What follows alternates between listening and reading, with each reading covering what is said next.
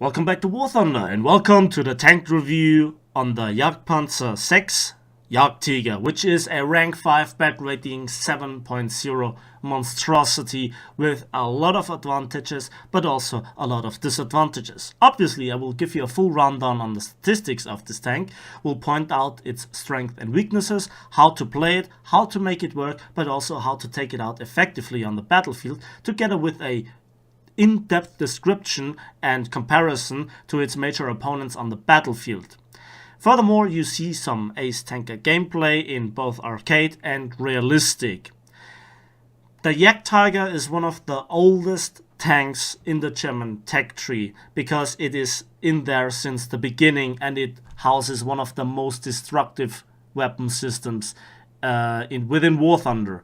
This 128mm PAK 44 gun is just a monstrosity, and this tank literally poses weight on the battlefield. It just simply has presence, and how to make it work is not as straightforward as you might think, because this tank can easily be outplayed, especially in realistic, when facing a competent opponent. For a beginner or somebody that just purchased a high tier 4 premium tank, this might seem like an invincible fortress, but that's not really true, although certain aspects of this tank really make the enemy struggle if you play a Second World War design against this monstrosity. Now, I think the Jagdtiger is also a very huge target and a huge tank, and you just feel comfortable driving it, especially when this tank is stock. It has so much power in comparison to other nations' tank when they are stock. And this tank is an all or nothing tank, separating especially certain American medium tanks into a section where they are good because they are upgraded, or whether are just simply helpless in a frontal engagement because they are stock. And yes, I'm talking here about my patent tanks. So I think that's enough rambling, but you already can see that this tank is kind of an extreme, and this will also show off later on with the stats. So I think let's begin with the tank review. As usual, I begin with the armor review, and you might think, yeah, I can do this myself. Well, it's not that easy because there are certain things interacting with each other, so I hope you pay close attention. First of all, we have the lower plate, and already we have a problem. 100mm of thickness, 49 degrees slope backwards, effective thickness 176mm. That looks like a massive weak spot. In fact, the lower plate can be penetrated by a lot of tanks, but behind that is the transmission, and that is a massive problem because there are not many guns in the game that can penetrate the lower plate head on like this, and also penetrate then the transmission that is behind that. This is a different transmission than, for example, on the Panthers, and so it is a big threat. There are exactly a handful of tank guns that can penetrate the lower plate and deliver an APDSHE shell into the fighting compartment. So the Jagdtiger itself can penetrate there, then also the T10M with the stock shell, the APDSHE shell, then also the Sture Emil. The 10.5cm King Tiger with the upgraded shell has a decent chance also of penetrating the lower plate and the transmission. But just completely head on and straight on. If you angle, then again the effective thickness becomes thicker and also the transmission becomes nearly impenetrable. One little tip: don't try to angle with this tank. This is just if you receive a random shot. The upper plate is even stronger. 150mm. Effective thickness around about 215mm. The effective thickness, however, is thicker. Not even the T10M with the solid shot or the APDSHE shell, not the M103 with the solid stock shell, and also the Jagdtiger itself can penetrate there with its APDSHE shell. Just powerful APDS and APDSHE shells can go through. Even the APDS on the L7 gun, for example, on the Leopard, is not guaranteed to go through, and that has 300 millimeters of penetration on the stat card. So you see, this is a pure fortress. Now, first of all, we have a kind of weak spot here, this machine gun port, but let me tell you, it's rolling the dice where exactly you hit, because it's a very, very small target indeed, and if you miss there, you exceed 500 millimeters of armor, so that is even sometimes ATGM safe. I'm not joking. This tank can drive ATGM drivers nuts. Then, yes, British tanks can technically penetrate here with APDS, with HESH, I'm sorry, but sometimes for some weird reason the HESH shell does not go through. If you want to hit this tank with with HESH, I'm sorry, on the upper plate, aim for the upper plate here, and then the shrapnels will go through a larger part of the tank. The lower plate also will get penetrated by the HESH round, but the shrapnels will get all absorbed by the massive transmission. And that brings us to the upper casement, which is a steel block that I think there is no second one in War Thunder on this magnitude. Now, the thickness all around is 250 millimeters. It's rather flat, but you can see there is this massive gun mantle and also a little bit of sloping going towards the middle. So that means the actual parts where you can penetrate this with another Jagdtiger is around about the left cheek and the right cheek, where also the stock shell of the T10M can penetrate. This is also the area where APDS, APCR and heat shells can penetrate. But already in this area around where the gun mantle begins, you exceed 300 millimeters, 270 millimeters you approach here, and then the gun mantle itself. Additional 200 millimeters at steep sloping, especially here, that can absorb even ATGMs. The overlay then rapidly exceeds 700 millimeters of combined thickness, so this is really, really strong. So from the front, this is a very hard nut to crack and an all or nothing tank indeed. The side, however, is a bit thinner, but you might think, yeah, it's 80 millimeters and a bit of additional armor. It's not that easy. First of all, the upper casement is 80 millimeters. Then we have this additional 30 millimeters tracks, and they provide you together with a bit of safety against AAA vehicles. Not all of them, but in a majority, when you're a bit angled, they can't penetrate you anymore. And those tracks provide you with safety, at least for the first shot, when you get shot at with HESH, because this is additional armor, so the impulse doesn't go through like on a single armor plating. And when the impulse doesn't get through, the effectiveness is reduced to practically nothing. But for the second shot, those tracks are not effective anymore, and this seems to be a bug that actually the first HESH hit rips the tracks off the holdings, but they are still visible there, so I think this will get reworked anytime soon, and then you can get penetrated here with HESH. This here, those 80 millimeters are a bit more angled, 26 degrees, like the upper plate, but there is no additional armor, except here we have some side skirts of 5 millimeters that cover up the tracks of 30 millimeters together with some road wheels which are interlocking, so up to additional 25 millimeters of armor. It's structural steel of chassis, but not rolled homogeneous armor. I hope I pronounced it right. But overall, around about this area, it's a bit tricky. First of all, there is a trick. When you have, for example, a KV-2 and you're trolling around, or you have accidentally loaded an HE shell in a Russian 122mm gun, you think you can splash here just above the tracks, but what it really does, what I found out in testing, is that it will rip off those side skirts and do nothing, except maybe detract the track. With the second shell, however, you will go through the gap and splash up. But there are 40 millimeters of armor, but Russian 122mm shells and the German 128mm HE shell have 36mm of penetration. So technically they shouldn't go through. Practically they will go through. I don't know why.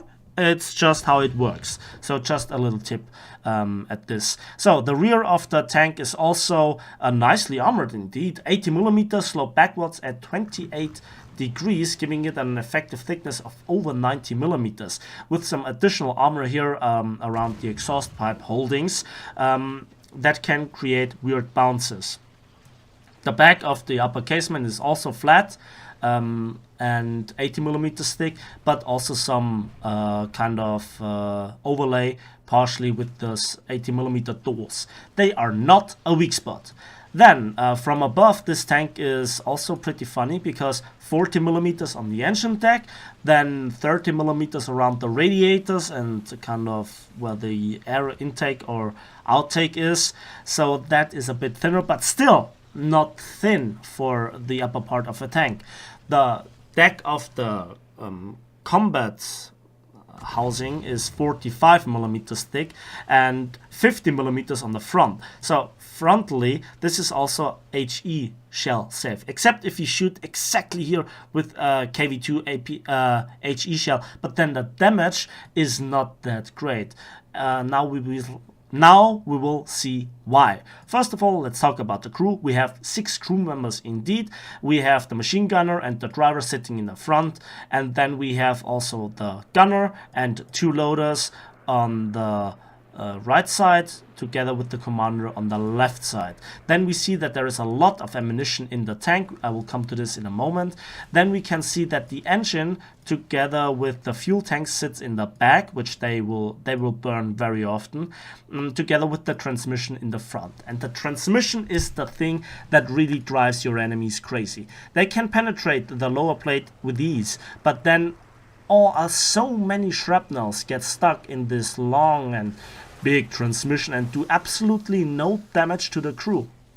So except for the T10M's APDSHE stock shell, or the Jagdtiger's APDSHE shells, or the Sture Emil APDSHE shells, the upgraded one, and then also the Jagdtiger with the 10.5 centimeter upgraded APDSHE shell can more or less reliably penetrate this flat.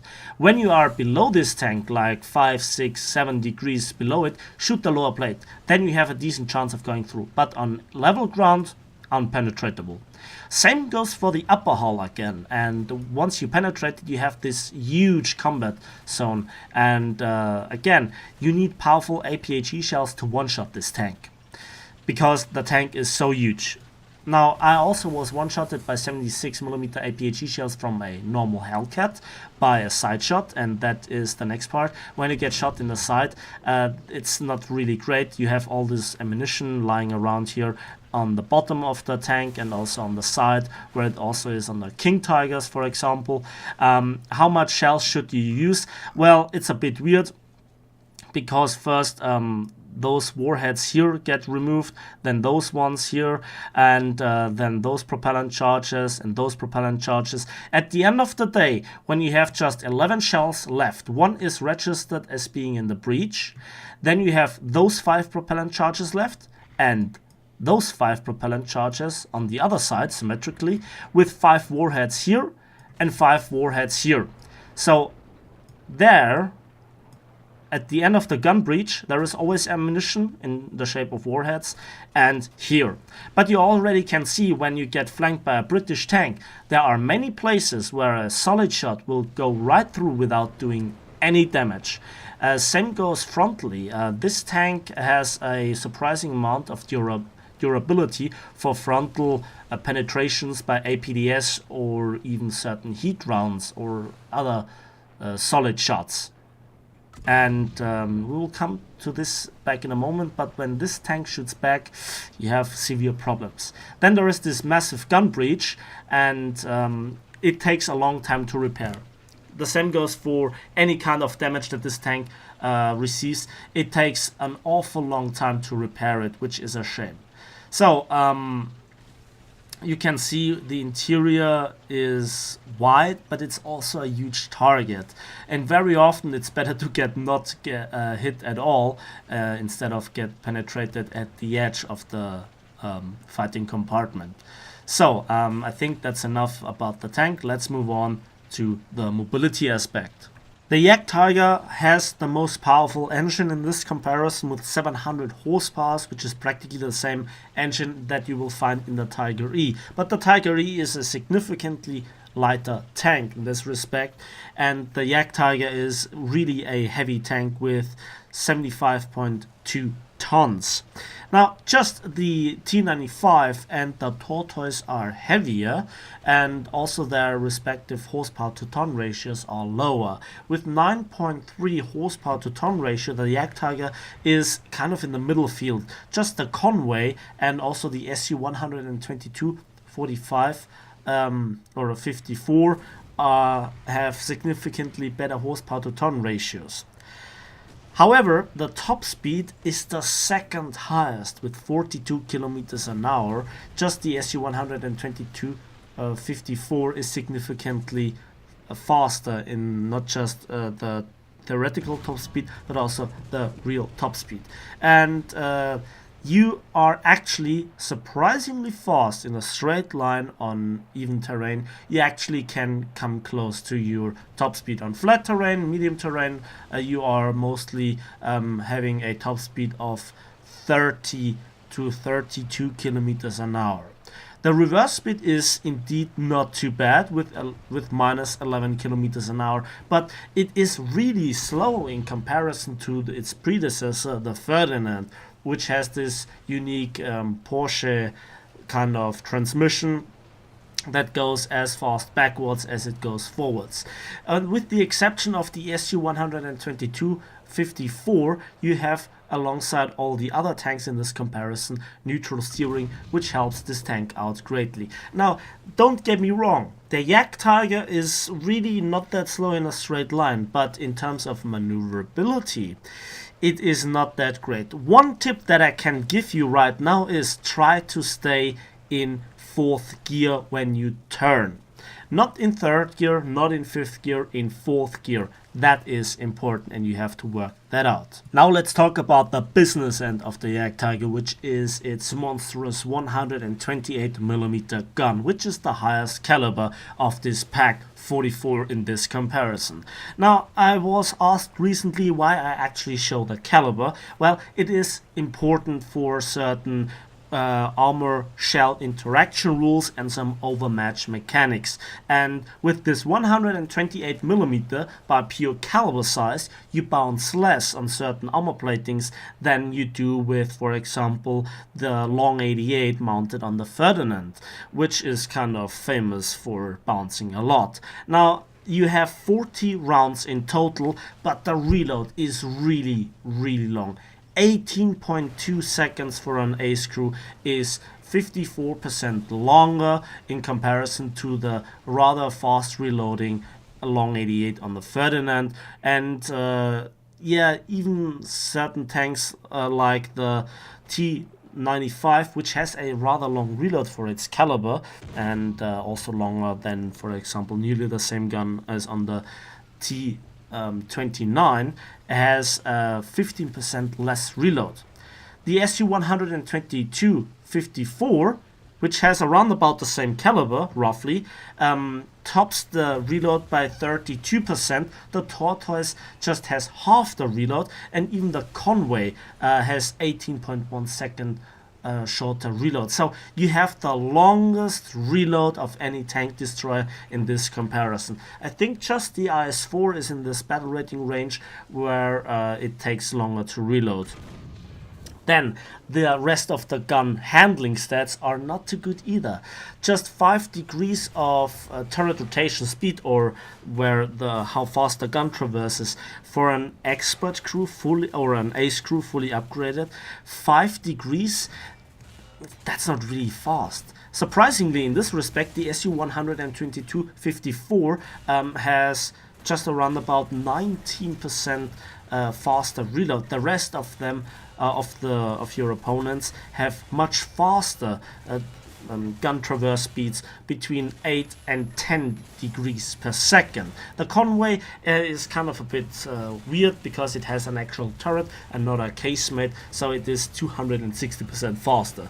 Then the gun depression is kind of in the middle. -7 degrees is certainly not bad, but both the Ferdinand and also the Tortoise have better gun depression. The gun elevation is also kind of in the middle with 15 degrees. One massive drawback is the elevation speed of this massive 128mm Pak 44. 3 degrees per second on an A screw. It's one of the slowest in the game, I guarantee you. Again, in this respect, the Conway completely falls out of the order with 30 degrees. Seems to have some sort of stabilizer. Now, then let's move on to the actual shells. The first shell type is the stock available SBRGR, which is the short form for Sprenggranate in German, and it's a high explosive shell. The warhead itself comes in with 28 kilograms. The muzzle velocity is 750 meters per second. That is rather slow if you compare it later on to the APDSHE shells, but you have 3.7 kilograms of TNT, high explosive filling, and it can penetrate 36 millimeters of armor at any distance, at any angle. As long as the fuse gets activated, it will detonate on impact. Now, that is a powerful HE shell. It's as powerful as the Russian 122 millimeter HE shells, so you can splash down through a lot of turret fronts, through the armor. Especially, I love to do this if the engagement takes long enough with T-54 47s in particular, splashing the turret front and reliably blowing them up because the splash goes down right into the ammo rack. So that is a powerful shell, but please remember that you have a very long reload, so be careful of what you shoot at with and with your ammo selection. The next stock shell and the first armor piercing shell is the PZGR, or in German Panzergranate, which is an APC armor piercing cap shell, or short an APDSHE shell. The warhead also weighs 28 kilograms. The muzzle velocity is faster than the high explosive shell with 930 meters per second. And then there comes in the magic of this warhead, a TNT equivalent of 786.5 grams. That is just a nuclear warhead. That's what it is.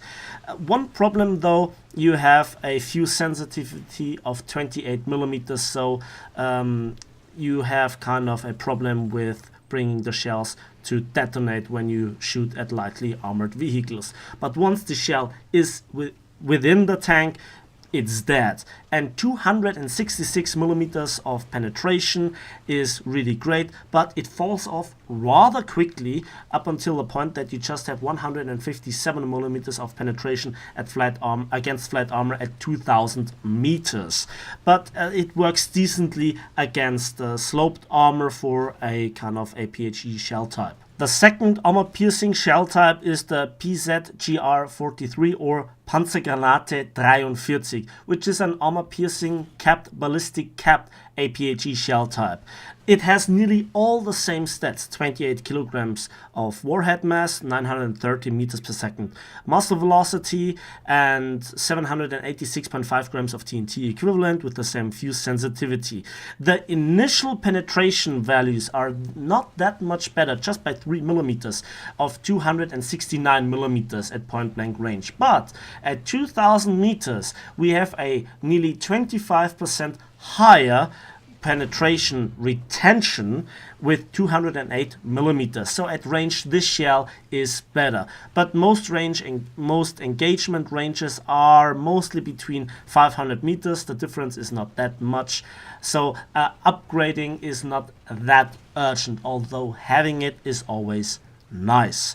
So this is also the shell type. Once you have it, there is no reason to use the stock APDSHE shell. The next thing that I want to point out is here in this chart, and you can pause the video and read through it for yourselves, and that is a kind of a problem for this. You see a lot of red for the Jagdtiger, and especially in the comparison with the SU-122-54, it becomes painfully obvious that the Jagdtiger is just limited to the APDSHE shell type. So once you have a very heavily armored target or a tank that has a lot of sloping going on, especially at longer ranges, this tank suffers. It's rather difficult to aim this shell in comparison to other tank destroyers at this battle rating.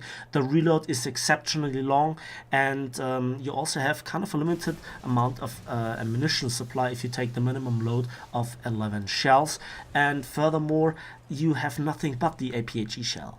So the Russian SU-122-54 kind of shows where what is the way to go. It not just has also very strong APDSHE shells, 3 at its disposal, it also has an as powerful HE shell compared to the Jagdtiger with a faster reload and is more mobile. Furthermore, it can defend itself better against aircraft, which is a major issue in the Jagdtiger. Furthermore, the Jagdtiger has no APDS or APCR or HeatFS or HASH shell at its disposal. While the APDSHE shell is powerful, it's not powerful enough to justify the lack of other ammunition types, in my opinion, for its competitiveness. That sounds a bit hypocritical if you look at the effectiveness of the armor and so on, but again, an intelligent player just disables the tank and moves around, and then this tank is very easy to take on indeed, as I found out in my gameplay. Now, just pause the video and look through all the stats for yourself. This is what I extracted from the game files myself. Before we move on with the actual gameplay that I want to show you right now, I have to point out a few statements about the Jagdtiger. First of all, I think it's such a better tank in arcade because of the maneuverability issues and also the aiming indicator that guarantees you a hit on the target much more often. Furthermore, also the tank is just a brutal beast when it's top tier and faces the right enemies, but also can be rather frustrating because the repair times are very long indeed. And furthermore, if you don't get supported by your team, it's so frustrating when somebody just flanks you and puts you out of your misery very quickly. If you have team support, this thing is an absolute monstrosity and can slice through the enemy team like a hot knife through butter, I guarantee you. So again, this all supports the all or nothing statement that I just claimed earlier. So let's have a look how this tank actually performs on long-range engagements and on a map that is considered to be the bane of certain German tanks. Let's have a look how it performs on Kursk. Yes, that shot was not the best, but we can try again because this tank does not move at all. I mean, if you stand still in front of a Jagdtiger's gun and let him take a second shot without returning fire, it's kind of your fault, to be honest. And this guy was exceptionally lucky that the shell did not enter the cupola. It was aimed a little bit too high, so let's have a third shot. Yes, I can get much more practice. I'm kind of used to the scope of the E100, which featured practically the same gun, with the same effect, I might add, but it's kind of a different zoom that we have, and I'm kind of used to it throughout a lot of battles, so that influenced my shooting here. But at the end of the day, it's not an excuse. Now, this battle is not the battle with the most kills and kind of the best brawling situation. You saw footage for that earlier on, but it is Kursk, and I am outstanding in the front. You should not really play the Jagdtiger like this, but I want to show you this battle, what you can get away with and what the Jagdtiger can achieve. Now you see here my speed going downhill 41 kilometers an hour. That is not slow, surpassing a lot of the British tanks with their 35 kilometers an hour top speed. The way that I'm going here is kind of a thought of mine. I cannot go directly into the cap because it's in the open, so I went a bit to the right to actually go at an angle at the in front of the cap and then reverse into it, because I know there is always somebody that wants to shoot in your juicy flank. And we have a first customer, T44 of some designation, but it's not the 47, and that means I can kill him with penetration through the hull. So the first shot, again, I was used a different scope. Now you saw he bounced on me, and that sounded like an APDSHE shell. And of course he is reloading, and I get shot from a second vehicle. And yeah, I'm about to be reloaded, and he actually puts my gunner to rest. That was an APDS round, and the 300 millimeters go through there. This shell bounced. I don't know if he misaimed or something like this. For some bizarre reason, I have to reload the shell. That again has to do with the tank having two shells. I went a bit at an angle to provoke a bounce, and this shell right below the gun mantle puts him out in one strike. This is the absolute devastation that this tank's gun can cause. Rather the shells than the guns, to be honest. And I get shot at by a AAA vehicle. Careful aim. Where is it? Knock down the tree. On the move. Yeah, that is hull break at its finest.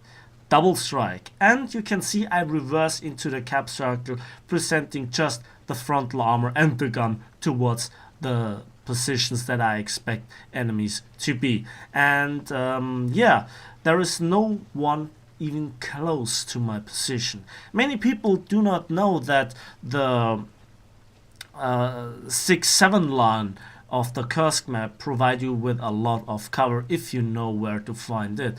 A lot of dips and ridge lines, but people just don't dare to get out there. Nevertheless, I'm now in the cap circle, and that is an amazing result. Now there is another tank, and that is an IS-3, and now we have a lot of trouble. I hit him just below the point where I wanted to hit him, but the IS-3 can do absolutely nothing. He's above me at long range. I mark him with the machine gun. He has no chance of penetrating me with anything. The only chance that he has is to retreat in cover. I see him disappearing behind the bushes, and that was just a touch too high on the driver's hatch. That was very disappointing after my fourth kill. Yeah, what can you do? Now I captured the spawn point, and at this point the battle is actually over for me. Our team possesses all 3 capture zones, and that's a good result right there. Especially my team did good work on the left flank and also in the middle zone. So the only thing that I can do right now is to advance. And now we kind of see the drawback of the Jagdtiger. Now I spot the machine gun of the IS-3 again. I don't want to waste the shell, so I wait a little bit. But it was not fast enough. The side of the turret of the IS-3 is a hard target. The IS-3 kind of separates all the low penetrating APDSHE shell rounds from high penetration APCR, APDS and heat shells, and also HESH shells. That's a drift. But I digress. The IS-3 can get penetrated through certain small parts of the gun mantle or the turret front, but you have to be very precise to hit them just at close ranges. Then there is of course the driver's hatch, but as you could see, it's rather difficult to hit, especially at long ranges. And then there is the lower plate of the pike nose design that can also be penetrated, but again just on flat terrain with close range engagements. Now I thought I could have him here, but just as I pull the trigger for the driver's hedge, he gets knocked out by a Panther II from the side. What a shame. This could have been my kill, and I thought that the Panther II was the reason why this IS-3 charged in. Now, at the moment we have kind of a little break before we have the next engagement.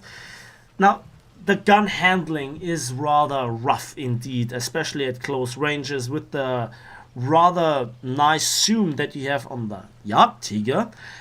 It is more or less difficult to really brawl at short ranges, and sometimes it's better to go into third person to shoot at, because the zoom kind of deceives you where the gun is actually pointed, and when you miss that shot you have a long reload, and as I mentioned, the maneuverability is not so great. So how can you actually deal with a Jagdtiger? First of all, shoot all the tanks around him if you don't have a gun that is capable of dealing with it from the front. And now the bushes are in my line of sight. What a shame. But yeah, then track it or penetrate the lower glaciers and just damage the transmission. You might not inflict crew damage or more internal damage, but you have kind of stopped this tank.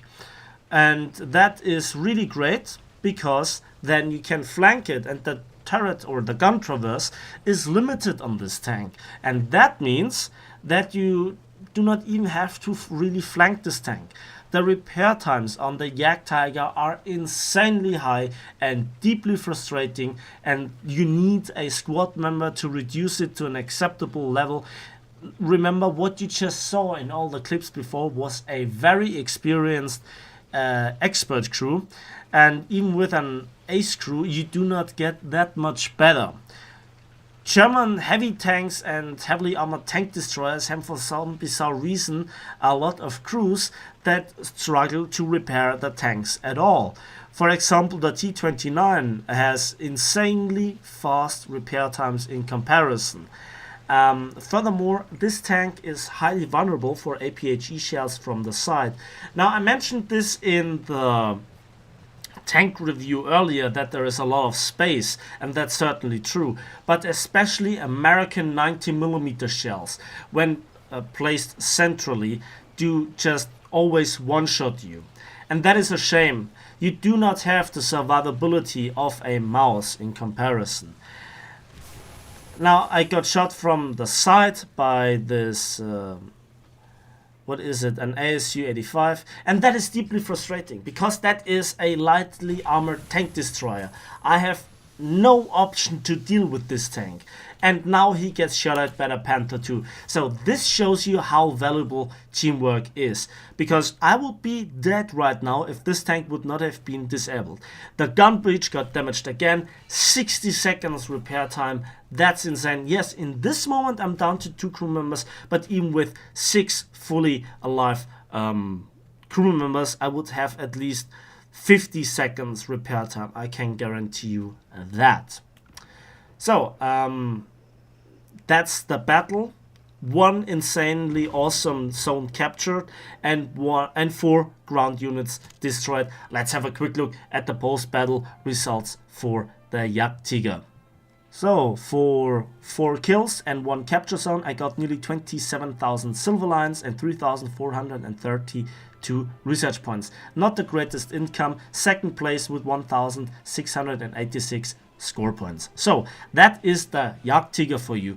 A German monstrosity that works really great in conjunction with other heavy tanks or medium tanks that secure the flank, and it can push.